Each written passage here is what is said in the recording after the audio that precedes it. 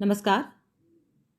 जैसे कि हम पिछले ही लेक्चर में जॉन स्टुअर्ट मिल के बारे में चर्चा कर रहे थे, इसी श्रृंखला को आगे बढ़ाते हुए हम आज के इसी लेक्चर में मिल के प्रतिनिधि शासन संबंधी विचारों का अध्ययन करेंगे। मिल लोकतांत्रिक व्यवस्था के प्रबल समर्थक हैं। इस विषय पर मिल की पुस्तक प्रतिनिधात्मक शासन पर विचार यानी कि कंसिडरेशन ऑन रिप्रेजेंटेटिव गवर्नमेंट है। अर्थात मिल लोकतंत्र को प्रतिनिधि शासन कहते हैं क्योंकि इसमें मतदाताओं के वोट से प्रतिनिधियों को चुना जाता है जो जनता की शक्ति का प्रयोग करते हैं और अपने निर्वाचकों के प्रति उत्तरदायी होते हैं। मिल के विचार से हर शासन का लोगों के चरित्र पर निश्चित प्रभाव पड़ता है और लोकतंत्र ऐसा शासन है जिसका लोगों के चरित्र पर सर्वश्रेष प्रभाव पड़ता है। जिस शासन में लोग चरित्रवान होते हैं क्योंकि उनमें निर्भीकता, उद्यमशीलता और उत्तरदायित्व के गुण आ जाते हैं। इसी कारण मिल को नैतिक दृष्टि से लोकतंत्र का समर्थक कहा जाता है। साथ ही इसमें लोगों को अधिक स्वतंत्रता मिली होती है। मिल कहते हैं कि लोकतंत्र जिस रूप में है उसमें कुछ सुधार या संशोधन होने चाहिए। इस संबंध में वो महत्वपूर्ण सुझाव देते हैं जिस पर हम विभिन्न बिंदुओं के माध्यम से चर्चा करेंगे, जिसमें से पहला है प्रजातंत्र और दक्षता का समन्वय।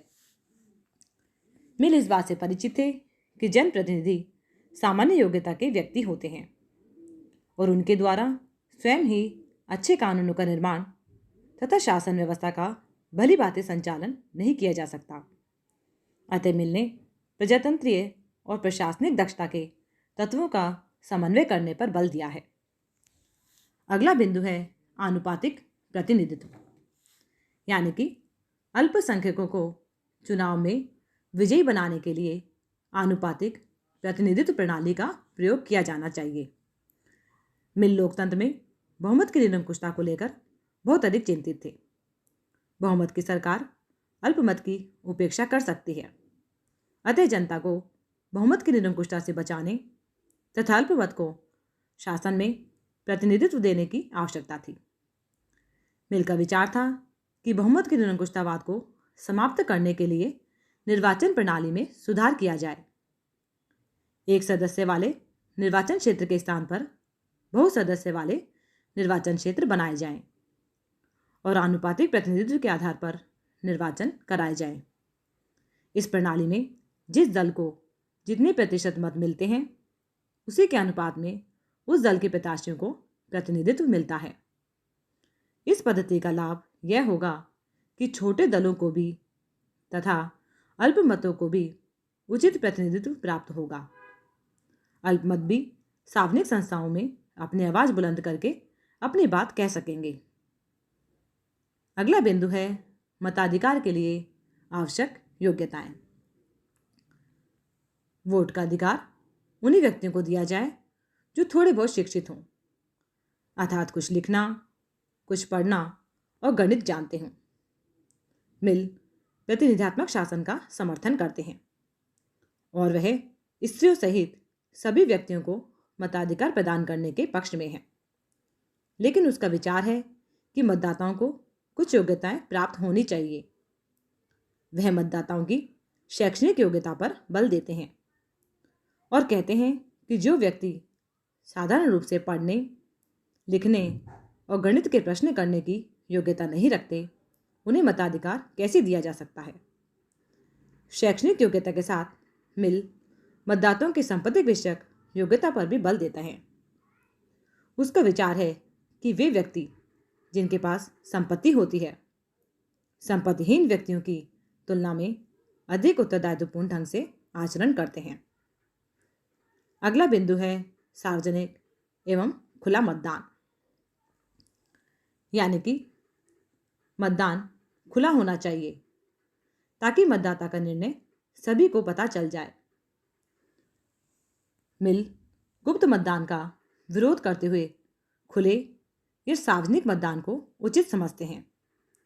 उसके मतानुसार मत देने का अधिकार एक पवित्र अधिकार है जिसका प्रयोग बुद्धिमत्ता, समझ और ईमानदारी के साथ सार्वजनिक रूप में किया जाना चाहिए। इस अधिकार के प्रयोग में गोपनीयता रखना गुपचुप किए जाने वाले अनुचित एवं अनैतिक कार्य के समान है।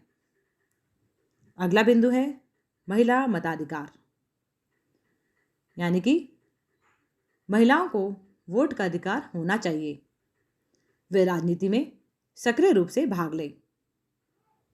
महिलाओं के मताधिकार का समर्थन करने की दिशा में मिल के द्वारा ब्रिटिश संसद के बाहर और भीतर दोनों स्थानों पर अत्यंत महत्वपूर्ण कार्य किया गया। संभवतः उसके द्वारा यह कार्य अपने मित्र और पत्नी श्रीमती टेलर के प्रभाव के कारण किया गया। मिल महिलाओं की स्वतंत्रता का इतना पक्षपाती था कि उसने ब्रिटिश संसद में इस प्रश्न पर सबसे पहले आवाज उठाई। उसका कहना था कि महिलाओं की दासता का अंत कर उन्हें उच्च शिक्षा एवं राजकीय नौकरियां दी जानी चाहिए।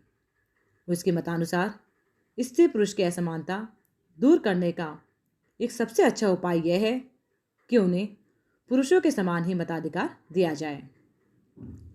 अगला बिंदु है बहुल मतदान, यानी कि मिल अनुभव करते हैं कि सभी व्यक्तियों के मत का मूल्य समान नहीं होता और अज्ञानी, मूर्ख तथा उदासीन प्रवृत्ति के व्यक्तियों की तुलना में बुद्धिमान, शिक्षित तथा उच्च गुणों वाले व्यक्तियों को मताधिकार की अधिक शक्ति प्राप्त होनी चाहिए।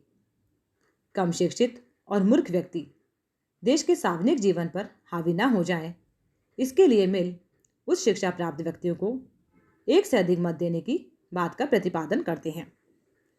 उसके अनुसार मूर्ख और अशिक्षित व्यक्तियों की तुलना में शिक्षित और बुद्धिमान व्यक्तियों को अधिक संख्या में मत का अधिकार होना चाहिए।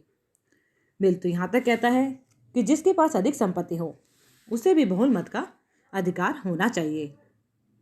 निसंदेह मिल के सुझाव बहुत अच्छे हैं और उनमें से कुछ को लागू किया जा चुका है, जैसे कि महिलाओं को वोट का अधिकार, अल्पसंख्यकों के लिए आनुपातिक प्रतिनिधित्व प्रणाली लागू की जा चुकी है।